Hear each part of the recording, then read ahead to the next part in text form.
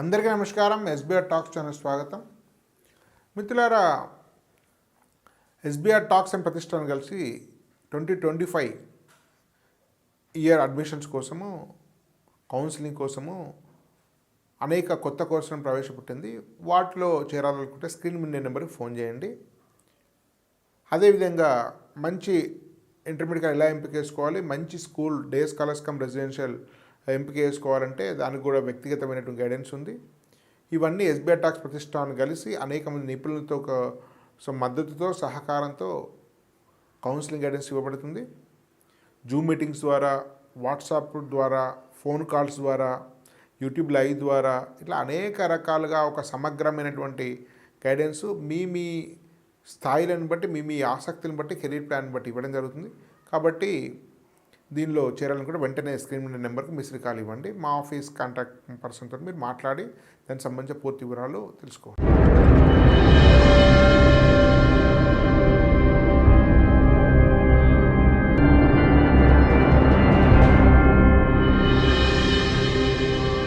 అందరికీ నమస్కారం. SBR talks channel స్వాగతం.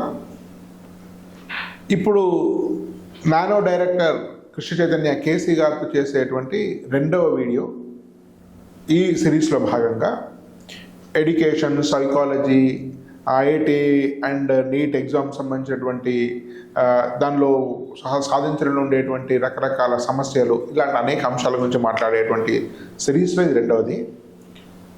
ఆల్రెడీ కేసీ గారికి మన వ్యూవర్స్ అందరికీ తెలుసు. వారు గొప్ప మ్యాథమెటిక్స్ లెక్చరర్ అండ్ నానో దాదాపు 18 years బ్యాక్ హైదరాబాద్లో ఎస్టాబ్లిష్ చేసి అనేక మంది వర్తమాన కోచింగ్ సెంటర్స్కు నాంది పలికారు. వాళ్ళకు పైనీరుగా స్ఫూర్తి ప్రదర్శించారు.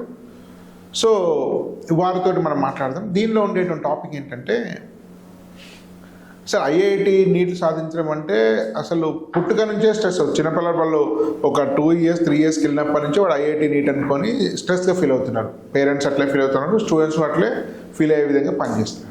అంటే రియల్గా ఇంత కాంపిటీషన్ ఉన్నటువంటి భారతదేశంలో స్ట్రెస్ లేకుండా ఆడుతూ పాడుతూ ఆహ్లాదంగా నిజంగా సాధ్యమైన ఒకవేళ సాధ్యమైతే దాంట్లో ఉండేటువంటి రహస్యాలు ఏంటి, మనం ఎలాంటి పద్ధతులు అవలంబించాలనే విషయం తెలుసుకుందాం. నమస్తే కేసీ గారు. నమస్తే. మళ్ళీ మనం లాస్ట్ వీడియోలో మాట్లాడుకున్నాము పిల్లల పెంపకం ఎట్లా ఉండాలి, పాంపరింగ్ ఎట్లా ఉండకూడదు, కాంప్రిహెన్సివ్ ఎబిలిటీ అన్నాం, క్రిటికల్ రీజనింగ్ ఇవి ఎంత ఇంపార్టెంట్, తర్వాత హై స్కూల్ అనేది ఎందుకు దశ ఇంటర్మీడియట్ లైఫ్కు ఎంత ఇంపార్టెంట్ అనేది మనం మాట్లాడుకున్నాం లాస్ట్ ఎపిసోడ్లో. సో దీనిలో మనము 9th to 12th ముఖ్యంగా ఐఐటి అంటే సరే వారు ఇవాళ రేపు 5వ తరగతి నుంచి 3వ తరగతి నుంచి ఐఐటి చెప్తున్నా, మనం దానికి వెళ్ళకుండా complete 9th to 12th, even ఫిడ్జీ లాంటి వాళ్ళు కూడా 9th to 12th వాళ్ళు ఫోకస్ చేస్తున్నారు. మీరు ఆ ప్రోగ్రామ్ కూడా మీరే డిజైన్ చేయడంలో మీకు పెనాకిల్ ప్రోగ్రామ్లో. సో అంటే ఈ 4 years మనం చూస్తే సహజంగా ఐఐటి అనగానే స్ట్రెస్. ఎందుకంటే 12 lakhs members రాస్తే మేబీ 15,000 సీట్లు 13,000 సీట్లు ఉంటాయి. So 1% seats. మనకు కావాల్సిన సర్క్యూట్ కోర్సు చూస్తే it will be like 0.3%. So 300 మందికి 400 మందికి ఒక సీట్ అనేది ఆ స్టాటిస్టిక్సే మన ప్రెజర్ బిల్డ్ చేస్తుంది. సో బహుశా నీట్ కూడా ఇప్పుడు కొంచెం తెలంగాణ వల్ల కొంత అడ్వాంటేజ్ ఉంది, సీట్లు పెరిగినాయి. కానీ నార్మల్గా మెడిసిన్ అయితే ఇంకా స్ట్రెస్ ఎంత ఉంది. సో రియల్గా మనకు అచీవ్ చేయాలి, సక్సెస్ అనే ఎవరైనా కాదనం, కానీ హ్యాపీగా నిజంగా స్ట్రెస్ లేకుండా రిలాక్స్డ్గా, బహుశా మీ పాప క్రాక్ చేసినట్టు అనుకుంటారు, నాకు తెలియదు కరెక్ట్గా. Stress feel chess player, professional chess player వచ్చి డైరెక్ట్ చేసింది కదా. సో ఎట్లా సాధ్యం అనుకుంటారు? ఇది అసాధ్యం అండి. అంటే మొహమాటం లేకుండా చెప్తాను. ఓకే. స్ట్రెస్ 2 రకాలుగా ఉంటుంది. ఒకటి పాజిటివ్ స్ట్రెస్, ఒకటి నెగిటివ్ స్ట్రెస్. పాజిటివ్ స్ట్రెస్ ఏం చేస్తుందంటే మీ చేత పని చేయిస్తుంది. అది ఛాలెంజ్ ఉంటుంది. ఛాలెంజ్ ఉన్నప్పుడు ఒత్తిడిగా ఉంటుంది. ఒత్తిడి ఆప్టిమమ్ స్ట్రెస్. ఇది లేకుండా ఏ ప్రొడక్టివ్ పని జరగదు మనతో. ఓకే. ఇప్పుడు చిన్న ఇన్కమ్ ట్యాక్స్ ఫైలింగ్ కావాలన్నా కూడా మనకు ఒకసారి 31st దగ్గరికి వస్తుంది, లాస్ట్ డేట్ దగ్గరికి వస్తుంది అని ఒకసారి గుబులు పుడుతుంది కదా, అప్పుడే అది మొదలవుతుంది. పొద్దున ప్రశాంతంగా పడుకొని ఉంటాం, ఇంకో గంట పట్టుకుంటే బాగుండు అనిపిస్తుంటుంది. ఎప్పుడైతే ఆఫీస్ టైం అవుతుంది, లేదంటే పిల్లల్ని స్కూల్కి పంపే టైం అవుతుంది అని ఒక్కసారి జలక్ కనిపిస్తుంది కదా, అప్పుడే చక్కువని లేస్తాం, ఎస్పెషల్లీ చలికాలంలో. సో ఈ చక్కువని అనకుండా ఏ ఒక్క పని మనం చేయలేము, ఏ పని. So that is the signal which heart or brain gives to you. Okay. పరిగెత్తే ముందు కూడా మన బాడీ వార్మప్ చేసుకుంటాం. We are ready to run a race. So body warmup అయిపోయి ఇది పాజిటివ్ స్ట్రెస్. ఈ పాజిటివ్ స్ట్రెస్లో ఏంటంటే హార్ట్ బీట్ నార్మల్గా ఉంటుంది, ఓకే, చెమటలు పట్టవు. కానీ భయంకరమైన తీక్షణమైన ఆలోచనలోకి వెళ్తాం. సీట్ రాకుంటే ఎట్లా, వస్తే ఎట్లా, ఇన్నేళ్ళు కష్టపడ్డాను, ఇంత కష్టపడ్డాను, ఇన్ని సిలబస్ మిగిలింది. ఈ విమర్శ, ఈ ఆత్మావలోకనం లేకుండా ఏ సక్సెస్ఫుల్ పని, ఏ సీటు ఎవరు కొట్టలేరు. ఇది డే టు డే యాక్టివిటీలో కూడా. ఇప్పుడు ఒక లీడర్షిప్లో ఉంటే రోజు 100 స్ట్రెస్లో ఉంటాయి. ఎంతోమందిని హ్యాండిల్ చేయాల్సి వస్తుంది, ఎంతోమంది ఎంప్లాయీస్ పోతారు, ఐటరేషన్ హ్యాండిల్ చేయాలి, టార్గెట్స్ హ్యాండిల్ చేయాలి, lot of things to handle with. And అన్నీ ఆడుతూ పాడుతూనే చేస్తాం. కానీ ఎప్పుడైతే ఆలోచించే టైం ఉంటుందో దాని గురించి ఒక టైం పెట్టుకుంటాం. ఈ 5 నిమిషాల్లో I will solve this matter or this 15 minutes is dedicated to this time. దాంట్లో ఆ డీప్ థింకింగ్ అనేది ఉంటుంది. చాలా డెప్త్లోకి వెళ్ళి ఆలోచిస్తాం. అది ఎప్పుడు ఆ డెప్త్లోకి వెళ్ళడం జరుగుతుందంటే only when you understand gravity of that situation. ఆ గ్రావిటీనే మనం స్ట్రెస్ అని అంటున్నాం. సో ఇది పాజిటివ్ స్ట్రెస్.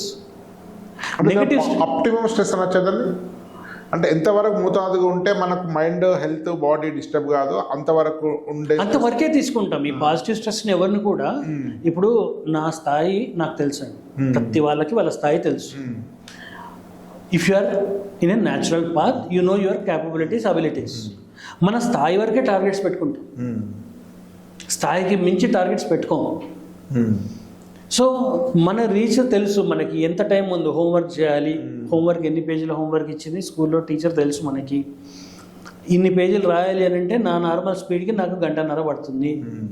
సో పండుకునేకి 1.5 గంట ముందు మనకి ఈ అలారం మోగుతుంటుంది. ఇంకా 1.5 గంటలో నువ్వు హోంవర్క్ చేసుకోకపోతే రేపు టీచర్ కొడుతుందని అలారం ఇక్కడ మోగుతుంటుంది. అప్పుడు కూర్చొని రాస్తే ఫటాఫట రాసుకుంటే అయిపోతుంది, ప్రశాంతంగా నిద్రపోతుంది. సో ఈ పాజిటివ్ స్ట్రెస్ తర్వాత వచ్చే నిద్ర ఎంతో సుఖంగా ఉంటుంది. ఒక పని చేసిన తర్వాత ఆనందంతో, తన్మయత్వంతో నిద్రపోతాం. That is joy of life, bliss అంటారు. చిదానంద స్వరూపం కనబడుతుంది అక్కడ. అదే మీరు ఆ పని చేయకుండా ఖాళీ కూర్చొని రాత్రి నిద్రపోండి. 1.5 గంటలో చేయాల్సిన హోంవర్క్ చేయకుండా టీవీ చూసుకుంటూ రాత్రి నిద్రపోండి. కళలో కూడా టీచర్ వచ్చి బెత్తం పట్టుకొని కొడుతుంది. పొద్దున్న లేచేసరికి తలనొప్పి పట్టుకుంటుంది. అది నెగటివ్ స్ట్రెస్. చేయాల్సిన పనిని చేయాల్సిన టైంకి చేయకపోతే వచ్చే స్ట్రెస్ ఉంటుంది కదా, చాలా ఘోరంగా ఉంటుంది. ఏసీ రూమ్లో చెంపలు పట్టించేస్తుంది. ఆ స్ట్రెస్ భయంకరంగా ఉంటుంది. అది పిల్లలకి అసలు దగ్గర కూడా రానివ్వద్దు. దీన్ని కొంచెం యాడ్ చేస్తే చేయాల్సిన పని చేయకపోవడం ఒక రకమైనది. రెండో చెయ్యలేని పనిని వాడు నెత్తి మీద మోపి అది చెయ్యమనడం కూడా. చేయలేని పనిని ఎవ్వరు కూడా, ఇప్పుడు నేను ధీరుభాయ్ అంబానీ కావాలని నేను అనుకోవట్లేదు, అట్లా ఎవ్వరు కూడా అనుకోరు. అంటే ఎవరు అనుకుంటారు అని అంటే ఎవడైతే సాధ్యం అనుకుంటాడో వాడే అనుకుంటారు. ఇప్పుడు పేరెంట్స్ ఉన్నారు సార్, ఇప్పుడు ఎవరన్నా సరే ఎన్నో రకాల హౌసింగ్ ప్లాన్లు ఉన్నాయి. 1 BHK, 2 BHK, 3 BHK, 10 BHK. కార్లు ఉన్నాయి, మారుతి ఆల్టో దగ్గర నుండి BMWల వరకు ఉన్నాయి. ఎవరమైనా ఏ కార్ని చూస్తున్నాం కొందామని, ఏ ఇల్లుని చూస్తున్నాం చాయిస్ ఉన్నప్పుడు, అది చాయిస్ ఉన్నప్పుడు ప్రతి వాళ్ళకి చాయిస్. పిల్లలకు కూడా చాయిస్ ఉంది. పిల్లలు మీరు చెప్పరు కానీ వాళ్ళకి అద్భుతమైన చాయిస్ ఉంది. పేరెంట్గా నేను అనుకుంటాను వీడు ఏంటి చెయ్యాలి. వాడు మనసులో అనుకుంటాడు, వీడు మొహం ఇది చేస్తా అనుకుంటున్నాడు, డబ్బులు కట్టి వాడి డబ్బులే కదా అనుకుంటాడు పేరెంట్ని. వీడు మనసులో ఫిక్స్ అయిపోయి ఉన్నాడు. కానీ వీడు సూసైడ్ చేసుకుంటాడు, డిప్రెషన్కి వెళ్తున్నాడు. అస్సలు వెళ్ళడు. Students no way. You cannot make a student work when is not willing. బ్రహ్మదేవుడు వచ్చి కూర్చొని కూడా వాళ్ళతో పని చేయలేడు. మీతోటి చేయించలేరు, నాతోటి చేయించలేరు. మనకు విల్లింగ్నెస్ లేకపోతే పేరెంట్ ఎంతసేపు వాడిని టార్చర్ చేయగలుగుతాడు. ఎమ్మడబడి అది టార్చరే. ఫోన్ పెట్టేయంగానే ఇటు దులిపేసుకుంటాడు, ఈ పిచ్చాడు అంతే అనుకుంటాడు. మహా అంటే మమ్మీ దగ్గరికి వెళ్ళి కంప్లైంట్ చేస్తాడు, నాన్న కొద్దిగా మూసుకుంటామని అంటాడు. అంతేకాని వాడు మీ మాటను సీరియస్గా తీసుకోవడం, దాన్ని టెన్షన్ కింద తీసుకోవడం. Somebody else goal can not be your goal. Nobody can impose any target to you. ఆ టార్గెట్ మీరు తీసుకుంటేనే అది టార్గెట్ అవుతుంది. అండ్ మనం టార్గెట్ ఎప్పుడు తీసుకుంటామంటే మన రీచ్లో ఉన్నాయో పెట్టుకుంటాం. బయటికి 100 చెప్పొచ్చు, నేను ఐఐటికి ప్రిపేర్ అవుతాను, నేను ఐఐటి బాంబేకి వెళ్తాను, నేను ఐఐటి కంప్యూటర్ సైన్స్కి వెళ్తాను. డ్రీమ్ అంటాం దాన్ని. రియలిస్టిక్ టార్గెట్ ఏందనగానే 5 నిమిషాల్లో వాడు వచ్చేస్తాడు. ఐఐటిలో ఎక్కడ వచ్చినా పర్లేదు సార్. అది కాదురా ఇప్పుడున్న పరిస్థితిని చూసి కరెక్ట్గా 4 నెలలు ఉంది టైము, ఏం చేయగలుగుతాం అంటే సార్ ఎన్ఐటీలో వచ్చినా ఐఐటీలో వచ్చినా ఐఎమ్ హ్యాపీ అంటాడు. అది ఆల్రెడీ వాడి మైండ్లో ఉంది. He is happy and he will be celebrating after that. కానీ దేశానికి చూపించేది, పేరెంట్కి చూపించేది వేరే ఉంటుంది.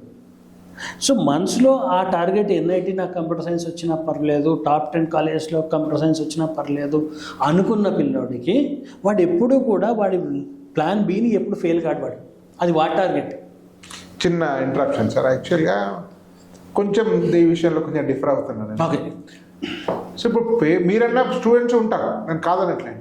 అట్లా కాకుండా మా పేరెంట్ ఐఐటి రావాలి, డాక్టర్ కావాలమ్మా, లేకుంటే లైఫ్ కష్టం అవుతుంది అనేటువంటి కంటిన్యూస్ చెప్పడం వల్ల అది ఎమోషన్ లాగా తీసేసుకొని దాని కూడా శక్తి లేకపోయినా శక్తి గురించి వర్క్ చేస్తూ ఏదో చేస్తూ సో అనుకున్న మార్క్స్ రాకుండా, నిద్ర సరిగా పోకుండా, హెల్త్ డిస్టర్బ్ అయిపోయి నేను అనుకున్న మా నాన్నని సాటిస్ఫై లేకపోతున్నా, మా అమ్మని సాటిస్ఫై చేయలేకపోతున్నాను, వాళ్ళు ఇంత డబ్బులు కట్టారు, నా లైఫ్ వేస్ట్, అసలు నేను ఉండడం వేస్ట్ అనేటువంటి ఒక డిప్రెషన్కి వెళ్ళే కేసెస్ కూడా చూస్తున్నాయి కదా. 100% ఉంది, 100% ఉంది. ఇప్పుడు అక్కడ ఏమవుతుంది అంటే మీరు చెప్పిన మొత్తం నరేషన్లో ఎక్కడ కూడా పిల్లోడికి ఐఐటి కావాలన్న ఫీలింగ్ లేదు. అదే నాకు వస్తుందన్న ఫీలింగ్ కూడా కాదు. So that was not at all is goal. కానీ స్ట్రెస్ అయితే పేరెంట్స్ కలిగి చేస్తుంటారు కదా. పేరెంట్ చేసిన ప్రెషర్కి వీడికి ఉన్న గోల్ని రీడిఫైన్ చేద్దాం. ఇక్కడ వాడి గోల్ ఏంటి? పేరెంట్స్ హ్యాపీగా ఉండాలి. ట్రూ. వాడి గోలు నాకు ఐఐటి రావడం కాదు, వాడి గోల్ పేరెంట్స్ హ్యాపీగా ఉండాలి. పేరెంట్స్ హ్యాపీగా ఉండాలి అన్న గోల్ని he is not able to make them realize. దానివల్ల జరుగుతుంది అంటున్నారు అంతే. దానివల్ల బాధపడుతున్నాడు. కానీ ఒక స్టేజ్ తర్వాత వీడు ఎట్లాగో హ్యాపీగా ఉండలేడు అని తెలిస్తే, ఇప్పుడు నేను ఆ ధీరుభాయ్ అంబానీ అవుదాం అనుకోవడం లాంటిది. నేను అవ్వలేదు అని క్లారిటీ వచ్చిన తర్వాత గోల్ ఎప్పుడు కూడా గోల్ పోస్ట్ మారుతుంటుంది. ట్రూ. మన వల్ల సాధ్యం అవుతుంది అనిపించినప్పుడు గోల్ పోస్ట్ పెంచేస్తాం, అవ్వదు అన్నప్పుడు గోల్ పోస్ట్ తగ్గిస్తాం. సో వీడు చూస్తాడు పేరెంట్ని సాటిస్ఫై చేయడం, నా ఫాదరు మదరు ఖుషిగా ఉండడం నా గోల్ అనుకుంటాడు. అన్ని రకాలుగా ట్రై చేస్తాడు. 10 మార్కులు పెంచుకొని చూపిస్తాడు, వీకెండ్ ఎగ్జామ్లో 1 గంట సేపు ఎక్కువ చదువుకొని చూపిస్తాడు. అయినా కూడా వీడు సాటిస్ఫై లేడు అనుకోండి, గోల్ తగ్గించుకుంటాడు. వీళ్ళు సాటిస్ఫై ఎట్లాగో కారు, let me have a different goal అనుకుంటాడు. సో పేరెంట్స్కి పిల్లోడికి మధ్యలో ఈ ట్యూనింగ్ అస్సలు బ్రేక్ కావద్దు. That is very important. That's exactly what is very crucial. పేరెంట్కి ఎప్పుడూ కూడా పిల్లోడి గోలు పిల్లోడి మీద వాడి గోలా కాదా, అది వాడి గోల్ ఏంటట్టుగా మీరు చెప్పినట్టుగా పదే చెప్పడం కానీ, పదే చెప్పడం కాదు, ఒక సిచ్యువేషన్ చూపించి చెప్పడం, అది ఒక పద్ధతి ప్రకారం చెప్పడం, వాడిగా మోటివేషన్ తెచ్చుకునేటట్టుగా చెప్పడం కనుక చేస్తే ఆ గోల్ పిల్లోడు ఓనర్షిప్ చేసుకుంటాడు అండ్ దాన్ని సక్సెస్ఫుల్గా రియలైజ్ అవుతాడు. అంతేగాని పొడుస్తూ చేస్తే ఏ పని కూడా చేయలేదు. అది నెగిటివ్ స్ట్రెస్కి లీడ్ అవుతుంది. నెగిటివ్ స్ట్రెస్ ఏంటంటే మన వల్ల కాదు, మీరు అన్నారు కదా ఆ సిచ్యువేషన్లో ఆత్మహత్యలు కూడా చేసుకుంటున్నారు. అది ఎందుకు అంటే నా వల్ల కాదు అని తెలుస్తుంది. పేరెంట్ అక్కడ గ్యాప్ ఉంది బిట్వీన్ రియాలిటీ అండ్ ఎక్స్పెక్టేషన్స్. ఈ రియాలిటీకి ఎక్స్పెక్టేషన్స్కి మధ్యలో గ్యాప్ ఎప్పుడైతే పెరుగుతుందో అప్పుడు భయంకరమైన స్ట్రెస్ ఉంటుంది. సార్ నా పర్సనల్ ఒపీనియన్, నేను లాస్ట్ మేబీ 25-30 years టీచింగ్లో ఉన్నాను. స్ట్రెస్కి ఇంకొక రీజన్ ఏం కనిపిస్తుంటే నాకు అంటే స్టూడెంట్స్ ప్రతి మనిషికి కూడా ఒక డిఫరెంట్ ఆప్టిట్యూడ్స్ ఉంటాయి. వాళ్ళు 700 crores people, everybody is unique. Exactly. So కాబట్టి వాడి కేపబిలిటీస్ వేరే ఉంటాయి, వాడి ఆప్టిట్యూడ్స్ వేరే ఉంటాయి, వాడి ఇంట్రెస్ట్లు వేరే ఉంటాయి, వాడు దేనికో రిలేట్ అయి ఉంటాడు ప్రపంచంలో, వాటికి సంబంధించిన ఒక పొజిషన్ ఉండి ఉంటాయి. కానీ అది గుర్తించేటువంటి ఒక వ్యవస్థ మనకు లేదు స్కూలింగ్లో. ఒకటి అది పేరెంట్ అనేది గుర్తించాలి, టీచర్ అనేది గుర్తించాలి, థర్డ్ పార్టీ ఎవరైనా ఆర్గనైజేషన్స్ కానీ లేకుంటే ఏజెన్సీస్ కానీ ఇంకేమైనా ఎవరైనా గుర్తించాలి. ఈ మూడిట్లో ఎవరో ఒకరు ఇవ్వాలి. ఈ 3 ఫెయిల్ అయినని అనుకుంటున్నాను ఇండియా. ఒకటి కొంత ఉండాల్సి ఒకటి. రెండవది ఇది లేకపోవడం వల్ల అందరూ ఏదో ఐఐటీలో చేరాలి, లేదా మెడిసిన్లో చేరాలి, లేదా ఇంకేదో స్టాండర్డ్ అకౌంట్లో చేరాలి అనేటువంటి విషయం వీడి యొక్క ఆప్టిట్యూడ్తో సంబంధం లేకుండా దానిలో పడేసినప్పుడు వాడి ఇంట్రెస్ట్ వాడి కేపబిలిటీస్ వేరే ఉండి వాడు చేసే పని వేరే ఉన్నప్పుడు ఈ రెండింటిని ట్యూన్ చేసుకోలేక స్ట్రెస్ అయిపోయి దానివల్ల చాలా జనరేషన్ నష్టం జరుగుతుంది నా అభిప్రాయం. ఇదేమంటుంది? ఖచ్చితంగా అండి. ఇక్కడ చూస్తున్నాం మనం చాలామంది ఇంట్రెస్ట్ క్యాపబిలిటీస్ ఒకటి ఉండి చేస్తున్న పని ఇంకోటి ఉండడం. This will give rise to lot of frustrations in life. But అందరూ అర్థం చేసుకోవాల్సింది ఏంటంటే ఈ interest capabilities to certain extent I will market. Interest అనేవి పుట్టుకతోటి లతా మంగేష్కర్ పాడడం కోసం పుట్టలేదు. పుట్టుకతోటి సచిన్ టెండూల్కర్ క్రికెట్ ఆడడానికే పుట్టలేదు. పువ్వు పుట్టగానే పరిమళిస్తుందన్నారు, బుల్షిట్ అది. లతా మంగేష్కర్ పాడడానికి కారణం వాళ్ళ తండ్రి కూడా ఒక సంగీతం అంటే ఏ విద్వాంసుల ఫ్యామిలీ నుండి వచ్చింది. ఆమె బై బర్త్ ఆమెకు ఆప్టిట్యూడ్స్ ఏం లేవంటారా? ఆమెకు లేవు. She was conditioned from early stage. ఇప్పుడు మనం డైవర్సిటీ ఉంటుంది, 700 రకాల మనుషులు 700 రకాలుగానే ఉంటారు అనుకుంటున్నాం కదా. వినేష్ పోగట్టు, బబితా పోగట్టు, గీతా పోగట్టు వీళ్ళందరూ ఒకటే ఫ్యామిలీలో ఎందుకున్నారు? అట్లా సచిన్ టెండూల్కర్, రమేష్ టెండూల్కర్, ఇంకో Tendulkar different. Ramesh Tendulkar also aspired to be a cricketer కావచ్చు. He couldn't. Sachin Tendulkar became a cricketer అన్నప్పుడు ఆప్టిట్యూడ్స్ డిఫరెన్స్ ఉన్నట్టే కదా? లేదు, ఎందుకంటే అక్కడ వాడికి ఇప్పుడు ఫస్ట్ గిన్ని పిగ్ అయిపోయాడు. కండిషన్ చేస్తున్నప్పుడు వాళ్ళ అన్న క్రికెట్ కొద్దిగా లేట్గా స్టార్ట్ చేసుకున్న తర్వాత నేను చేయలేని విషయాలు ఉంటాయి కదా, నెక్స్ట్ వాడికి ఇంకా అద్భుతంగా రుద్దుతాం. ఇప్పుడు ఒకసారి మిషన్ మార్స్ 1 ఫెయిల్ అయింది, మార్స్ 2 మంగళయాన్ 2కి సక్సెస్ అవుతాం, ఎందుకంటే అక్కడ ఉండే లెర్నింగ్స్ ఉన్నాయి.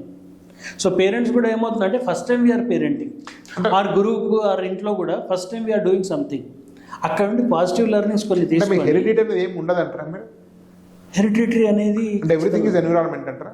It's absolutely environment. అసలు heredity and by birth everybody is white పేపరా? బ్లాంక్ కర్మ సిద్ధాంతాన్ని very stunning. They're born blank. జెనెటిక్గా ఇంటెలిజెన్స్ వచ్చింది అంటారు కదా, బుల్షిట్. అందరూ సేమ్ ఇంటెలిజెన్స్ ఉంటుంది అంటారా మీరు? అంటే ఒక ఐఐటి టాపర్ అయ్యేవాని తమ్ముడికి బేసిక్స్ కూడా మ్యాథమెటిక్స్లో ఉండవు, ఇది ఎట్లా సాధ్యం? మరి సేమ్ వచ్చి ఇద్దరు ట్విన్స్ ఉంటారు. సో ఎగ్జాక్ట్లీ మీరు నా పాయింట్నే జస్టిఫై చేస్తున్నారు. ఐఐటి వాళ్ళ తమ్ముడికి బేసిక్స్ కూడా ఉండవు, ఐఐటి టాపర్ తమ్ముడికి బేసిక్స్ కూడా ఉండవు అంటున్నారు. అంటే genetics has no role to play అనే కదా. జెనెటిక్స్ అనట్లేదు. సో ఎన్విరాన్మెంట్ అంటే బై బర్త్ జెనెటిక్స్ అంటే అందరూ ఒక తండ్రి కడుపున పుట్టిన సేమ్ ఉంటుంది, that has no role to play. అది నేను అనట్లేదు. నా పాయింట్ ఏంటంటే ఎవరైనా పుట్టినప్పుడు అది తండ్రి కావచ్చు తల్లి కావచ్చు, సంబంధం ఉండొచ్చు ఉండకపోవచ్చు, కానీ వాడికి కొన్ని సామర్థ్యాలు కొన్ని ఆసక్తులు అనేవి పుట్టుకతో ఉంటే వాటిని మనం గుర్తించి డెవలప్ చేయాలనేది నా పాయింట్ ఆఫ్ వ్యూ. దీన్ని ఇట్లా ఇది చాలా పెద్ద నోషన్ అండి, వరల్డ్ ఓవర్. సరే ఒక చాలా పెద్ద నోషన్ ఇది, కానీ అది ఫాల్స్ నోషన్. ఎందుకంటే every talent is conditioned talent. న్యాచురల్గా టాలెంట్ అనేది ఉండదు, it is conditioned over period of time. అంటే ఎలాంటి స్టూడెంట్స్ ఏమైనా చేయొచ్చు, ఎవరైనా చేయొచ్చు. కాళ్ళు లేనోడు మూతితోటి బొమ్మలు గీస్తున్నాడండి, అంతకన్నా విడ్డూరం. అది ఎక్సెప్షన్ కాదు. చేయాలనుకుంటే ఎవడన్నా ఏమన్నా చేయగలుగుతాడు. ఇప్పుడు ఎర్లీ స్టేజ్లో ఏంటంటే first 2 years immense learning abilities ఉంటాయి, ఇమ్మెన్స్ ఇంటెలిజెన్స్ ఉంటుంది పిల్లడికి.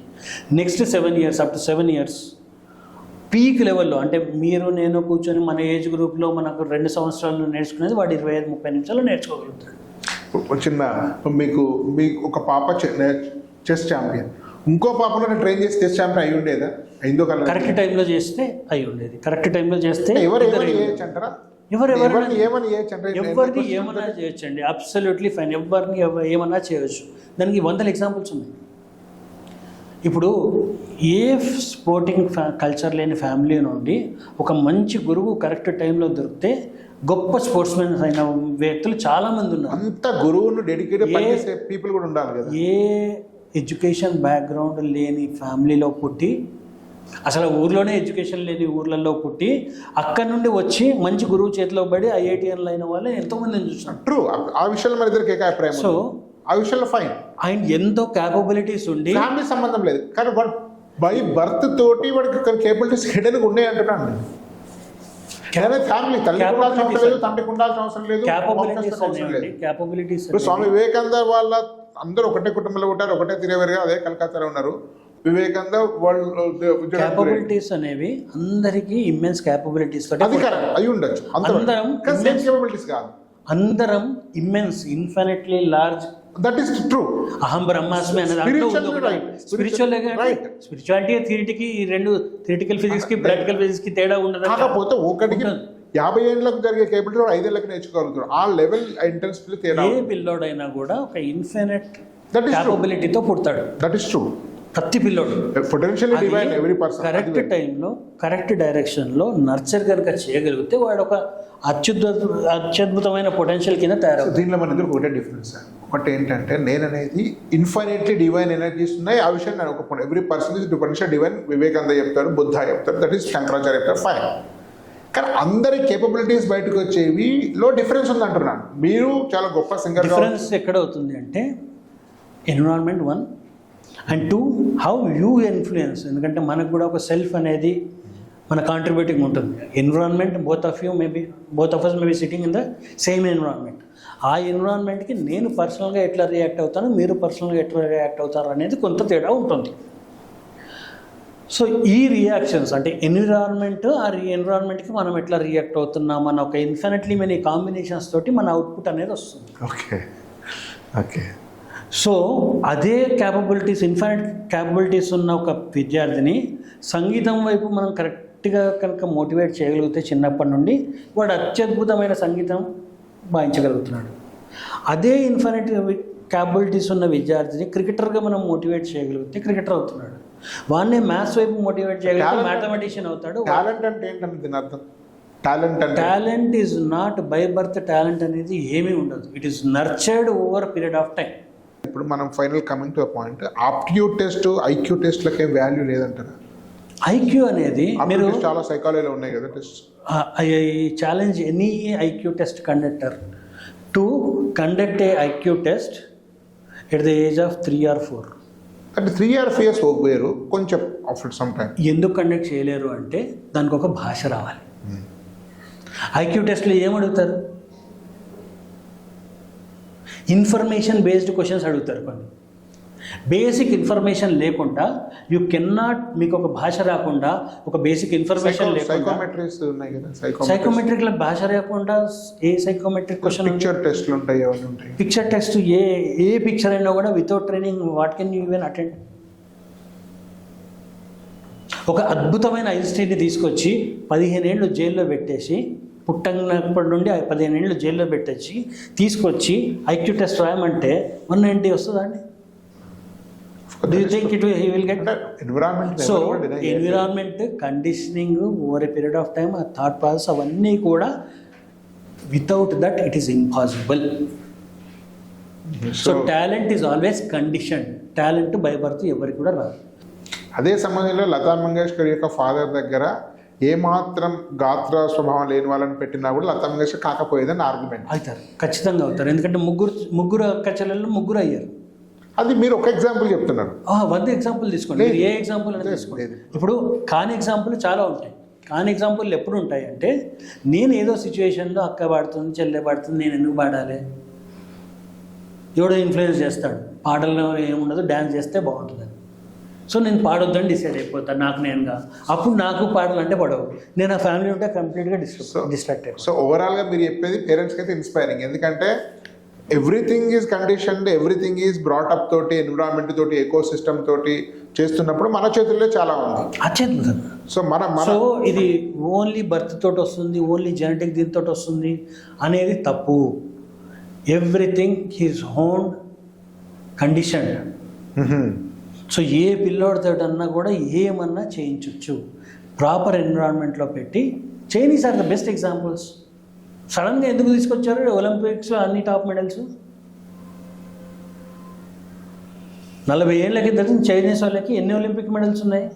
ఇప్పుడు అకౌంట్ వస్తున్నాయి. యూఎస్ఏతో ఎట్లా పోటీ పడుతున్నారు, 1 or 2కి ఎట్లా కొట్టుకుంటున్నారు. 40 గోల్డ్స్ జనాభాలో టాలెంటెడ్ తీసుకున్నారు. మనది కూడా విశాలమైన దేశమే కదా. మనకి రావట్లేదు. ఎందుకంటే what is missing is honing the skills from the right age.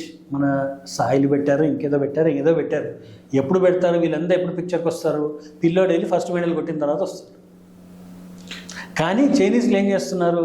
4 ఏళ్ల పిల్లోడు, 5 ఏళ్ల పిల్లోడు కూడా మీకు అక్కడ జిమ్నాస్టిక్స్ చేస్తూ గుంపులో గోవిందం కనబడతారు. That is how they are honing the skills from the right. So కొన్ని పెడిగ్రీ కొన్ని ఉంటాయి, ఎన్విరాన్మెంట్ కొన్ని ఉంటాయి. ఇప్పుడు కొండలలో పెరిగిన వాడికి ఒక రకమైన మజిల్ స్ట్రెంత్ ఉంటుంది, ఈ సముద్రం ఒడ్డున పెరిగేవాడికి ఒక రకమైన మజిల్ స్ట్రెంత్ ఉంటుంది, కొన్ని ఉంటాయి. That is again environment, that is not hereditary. మనం చిన్నప్పటి నుండి కొండలలో ఎక్కి తిరిగినా కూడా మన calf muscles they would have been very strong. అదే మనం పల్లె భూములలో తిరిగితే మన రకమైన కాఫ్ స్ట్రెంత్ మజిల్స్ ఇంకో రకంగా ఉంటాయి. So everything is conditioned, like your body is conditioned, your mind is also conditioned. Talents అనేవి ఇన్హెరెంట్ టాలెంట్ అంటారు, అది భయంకరమైన తప్పు. సో క్లోజింగ్లో మనం ఒక టాపిక్ క్లోజ్ చేస్తుందండి. ఇప్పుడు మన పుట్టుక తోట కూడా 4 kgs పుడతారు, 4.5 kgs పుడతారు, 3.5 kgs పుడతారు, 2.5 రకరకాల ఉంటుంటారు. సో వాడు బై బర్త్ ఒక బరువు, ఒక సామర్థ్యము, ఒక బలంతో పుడుతున్నాడు బాడీ వైజ్, రైట్? అట్లే బ్రెయిన్ వైజ్ కూడా అట్లాంటిది ఉండదంటారా మీరు? ఇప్పుడు 2.5 kilos బరువుతో పుట్టిన పిల్లోడు, పుట్టినప్పుడే 5 kgs బరువు ఉన్న పిల్లోడు 25 ఏళ్ళు వచ్చిన తర్వాత ఎవరు ఎక్కువ బరువు ఉంటారని మీ ఉద్దేశం? తెలీదు నాకు, doctor depends on what they have done in 20 years. అంత లవ్ ఉన్న ఆలియా భట్ ఇప్పుడు 0 size స్లిమ్ సైజ్కి ఎగ్జాంపుల్. ఆమె 10th class ఫోటో చూస్తే ఇంత ఉబ్బు మొహం ఉండేది. ఆమెను చూసి ఈమె ఆలియా భట్ అవుతుందని ఎవరు ఊహించుకుంటారు? ఒకవేళ ఈ జెనెటిక్ ప్రాబ్లమే కనుక లేకుంటే, ఆ స్టెరాయిడ్స్ వల్ల ప్రాబ్లమే లేకుంటే అనంతమ్మని అన్ని కేజీల నుండి ఇన్ని కేజీలకు రాడు. 760 kgs నుండి 75 kgs వచ్చేయడం ఒక మనిషి అనేది మొన్న పేపర్లలో చూసాను. Everything is condition. మనం కూర్చొని పండుకొని ఓ 15-20 నెలలు తింటూ తిరిగి చూసుకుంటూ కూర్చుంటే మనము ఇంకో 20-30 kgs పెరుగుతాం. ఓకే, మనం టాపిక్ డివేట్ అయ్యాము, స్టిల్ ఓకే ఇది ఇంపార్టెంట్ కాబట్టి మనం డివేట్ అయ్యాము. సో ఓవరాల్ మీరు ఫైనల్ చెప్పేది ఏంటంటే, ఎలాంటి నా పిల్లలు తెలివి తక్కువ వాళ్ళు కానీ ఇట్లాంటి సమస్యలు ఉన్నాయి కానీ లేవాల్సిన అవసరం కాన్సెప్ట్ లేదండి. అసలు ఆలోచించాల్సిన అవసరం లేదు. తెలివి తక్కువ తెలివి ఎక్కువ అనేదంతా కూడా ఒక స్టేజ్ ఆఫ్ కండిషనింగ్ తర్వాత ముద్రపడుతుంది, బై బర్త్ కాదు. 15 years తర్వాత ఇప్పుడు ఖచ్చితంగా చెప్పొచ్చు వీడెందుకు పనికిరాడు. ఆ 15 years యొక్క పెరిగినటువంటి వాతావరణం అంతే, వాతావరణం మీద మాత్రమే ఆధారపడి ఉంటుంది. అందుకే పేరెంటల్ రోల్ అనేది చాలా క్రూషియల్. ఫస్ట్ 15 years ఏం చేస్తారు పిల్లోడితో, దాని తర్వాత ఇంకెవరు ఏం చేయాలని కూడా చేయలేరు. ఫస్ట్ 15 years ఏం చేస్తారు? ఫస్ట్ ఓవరాల్గా స్కూల్ ఏజ్, మళ్ళీ మనం పాత ప్రీవియస్ టాపిక్, స్కూల్ ఏజ్ నుండే 5 to 18 years మొత్తం మీ లైఫ్లో చాలా వరకు డిరైవ్ చేస్తుంది. ఆల్మోస్ట్ చాలా కీ పోర్షన్. తర్వాత చిన్న చేంజెస్ కూడా చాలా కష్టపడాల్సి వస్తుంది పిల్లోడు కానీ పేరెంట్ కానీ. ఇప్పుడు ఫర్ ఎగ్జాంపుల్ మనమే ఇప్పుడు కొత్తగా ఒక భాష నేర్చుకోవాలంటే ఎంత కష్టపడాల్సి వస్తుంది? 40 years ఆఫ్ ఏజ్. 25లో ఇంగ్లీష్ మాట్లాడడం నేర్చుకుందామని ప్రాక్టీస్ చేసి 40 ఏళ్ళకు కూడా ఇంకా గ్రామర్ కరెక్ట్ కాని వాళ్ళు చాలామంది ఉన్నారు. అదే ఒక చిన్న పిల్లోడిని, 2-3 ఏళ్ల పిల్లోడిని ఒక సొసైటీలో ఇంగ్లీష్ మాట్లాడే వాళ్ళ సొసైటీలో వదిలేస్తే వాడు 4-5 రోజుల్లో ఇంగ్లీష్ మాట్లాడేసుకుంటూ వచ్చేస్తాడు. సో ఆ స్టేజ్ని నేను ఇగ్నోర్ చేసి ప్లాస్టిక్ అయిపోతుంది మైండ్. బై ఇన్ఫైనైట్ క్యాపబిలిటీస్ దగ్గర నుండి ఆల్మోస్ట్ 0 క్యాపబిలిటీస్కి వస్తుంది గ్రాఫ్. సో స్టేజ్లో ప్లాస్టిక్ అయిపోతుంది మైండ్.